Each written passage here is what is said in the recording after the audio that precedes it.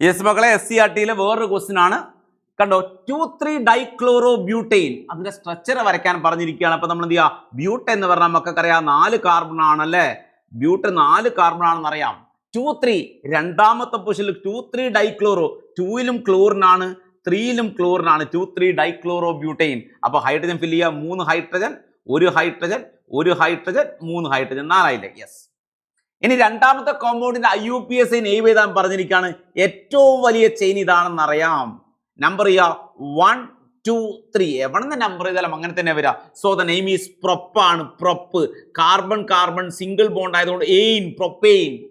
പക്ഷേ രണ്ടാമത്തെ പൊസിഷനിൽ ഫ്ലൂറിൻ ഉള്ളത് കൊണ്ട് 2 ഫ്ലൂറോ പ്രൊപ്പെയിൻ. റെഡി അല്ലേ? യെസ്.